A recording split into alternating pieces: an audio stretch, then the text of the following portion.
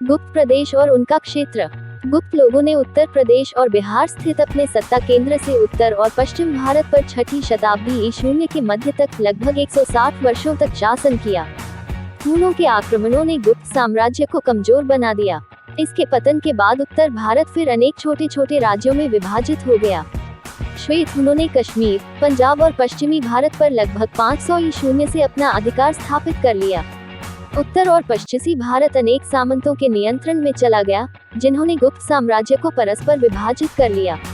इस तरह गुप्त लोगों के पतन के साथ साथ उत्तर भारत में नए राजवंशों का उदय प्रारंभ हुआ।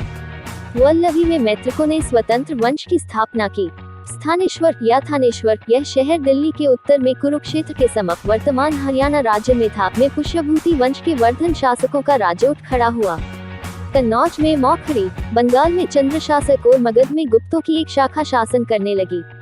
5वीं शती के अंतिम चरण से लेकर 6ठी शती के अंत तक उत्तरी भारत इस प्रकार अनेक राज्य वंशों के आपसी द्वंद्व का अखाड़ा बन गया।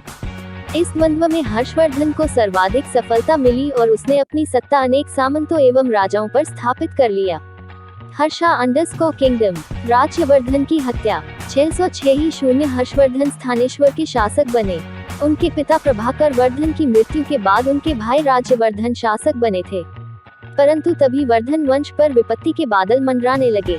मालवा के शासक देवगुप्त ने बंगाल के शासक शशांक के साथ मिलकर कन्नौज के मौखरी शासक गृहवर्मन की हत्या कर दी और उसकी पत्नी राजश्री को बंदी बना लिया। सब्सक्राइब करते वक्त ना घंटी बजा देना ताकि जब मैं शासक राज्यवर्धन और हर्षवर्धन की बहन थी।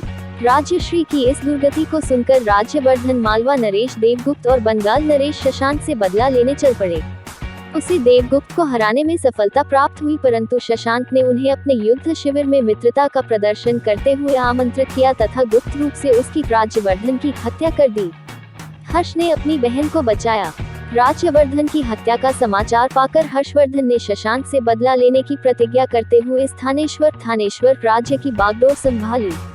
जब हर्ष शशांक से बदला लेने के लिए आगे बढ़ा तो उस ज्ञात हुआ कि उसकी बहन राजश्री शत्रु की कैद से निकलकर विंध्य के पर्वतों में भाग गई है। हर्ष को अपनी बहन के उद्धार के लिए जाना पड़ा और एक बौद्ध भिक्षु दिवाकर मित्र की सहायता से विंध्य के जंगलों में उसने राजश्री को तब ढूंढ निकाला जब वह सती होने जा रही थी। राजश्री की रक्षा करके हर्ष कन्नौज लौटे। राजश्री अपने पति गृहवर्मन के राज्य की उत्तराधिकारिणी थी। राजश्री ने अपना राज्य अपने भाई हर्ष को सौंप दिया। हर्ष ने कन्नौज को अपनी नई राजधानी बनाया तथा वहीं से सभी दिशाओं में अपनी सत्ता का विस्तार किया। पाटलिपुत्र का महत्व घटा। इस काल के दौरान पाटलिपुत्र, जो मौर्य काल से ही प्रमुख राजनीतिक नगर रहा था, के दुर्दिन आ गए और कन्नौज प्रमुख हो गया। पर सवाल यह उठता है कि ऐसा कैसे और क्यों हुआ। दरअसल पाटलिपुत्र की शक्ति और महत्व राजधानी होने के साथ साथ व्यापार, वाणिज्य तथा मुद्रा के व्यापक प्रयोग के कारण था। पूर्व, पश्चिम, उत्तर और दक्षिण से चारों नदियों के रास्ते नगर में आने वाले व्यापारियों से चुंगी कर वसूल किया जाता था, परंतु मुद्रा का अभाव होते ही विद्वानों की राय है कि रोमन साम्राज्य द्वारा भारत के साथ होने वाले व्यापार पर प्रतिबंध लगाने से सोने चांदी का भारत में अभाव हो गया था, व्यापार का ह्रास हो गया तथा अधिकारियों तथा सैनिकों को भूमि अनुदानों द्वारा भुगतान करने की प्रथा आरंभ हुई। हर्ष के काल में यह नगर राजधानी भी नहीं रही। परिणाम स्वरूप इस नगर अर्थात पाटलिपुत्र ने अपना महत्व खो दिया। वास्तविक शक्ति सैनिक शिविर या स्कंधावरों, मिलिट्री चैंप्स में चली गई और वे सैनिक महत्वपूर्ण बन गए जिनका बड़े भूभागों पर प्रभुत्व था। उत्तर प्रदेश के फर्रुखाबाद जिले में स्थित कन्नौज ऐसा ही एक स्थान था। उसे 6ठी शताब्दी के उत्तरार्ध से राजनीतिक श्रेष्ठता प्राप्त हो गई। बाणभट्ट, हर्ष के शासनकाल का आरंभिक इतिहास बाणभट्ट के अध्ययन के आधार पर प्रस्तुत किया जा सकता है। बाणभट्ट हर्ष का दरबारी कवि था। बाणभट्ट ने हर्षचरितम नामक प्रसिद्ध ग्रंथ लिखा। उसकी दूसरी प्रसिद्ध रचना कादम्बरी है। यह एक काव्य ग्रंथों से हर्ष के बारे में विस्तृत जानकारी मिलने के साथ साथ तत्कालीन सामाजिक तथा धार्मिक स्थिति का भी ज्ञान प्राप्त होता है। यद्यपि में कवि कल्पना हर्षचरितम का बहुत फुट है तो भी यह एक महत्वपूर्ण ऐतिहासिक स्रोत है। इस ग्रंथ के कुल 7 भाग हैं। प्रथम भाग में लेखक ने अपने परिवार तथा अपना परिचय दिया है। अन्य 3 भागों में हर्ष के पूर्वजों एवं थानेश्वर के राजवंश के इतिहास का वर्णन दिया है। अन्य 2 भागों में हर्ष की विजयों तथा विंध्यवनों के रहने वाले धार्मिक संप्रदायों का वर्णन मिलता है। यह ग्रंथ हवेनसांग के विवरण की परिपुष्टिकरण की दृष्टि से बहुत उपयोगी है।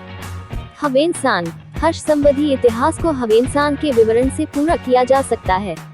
वह बौद्ध धर्म के ग्रंथों का अध्ययन करने एवं बौद्ध धर्म संबंधी तीर्थ स्थानों की यात्रा करने भारत आया था।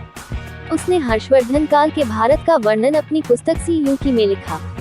उसकी यह रचना उस समय के इतिहास को जानने के लिए बहुत उपयोगी व विश्वसनीय साधन है। हवेनसांग का जन्म 600 में हुआ। 20 वर्ष की आयु में वह बौद्ध भिक्षु बन गया। वह भारत 629 ईस्वी में आया। उसने भी करीब फायान के यात्रा मार्ग को अपनाया। वह चीन से चला और गोबी रेगिस्तान, मध्य एशिया को पार कर ताशकंद, समरकंद, बखल व काबुल होता हुआ गांधार, तक्षशिला, कश्मीर, पंजाब, थानेश्वर, दिल्ली और मथुरा होते हुए कन्नौज आया। वहां वह हर्ष का अतिथि बनकर कुछ समय ठहरा।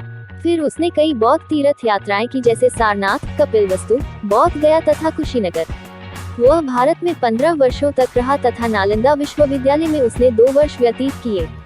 वह अपने साथ अनेक बौद्ध ग्रंथ तथा हस्तलिखित पांडुलिपियां ले गया। जब वह चीन 644 ईस्वी में वापस पहुंचा तो उसका अत्यधिक स्वागत हुआ। उसके बाद भी अनेक चीनी यात्री भारत में आए। 664 ईस्वी में इस विद्वान की मृत्यु हो गई। हर्ष के अभिलेखों में विभिन्न प्रकार के करों और अधिकारियों का उल्लेख है।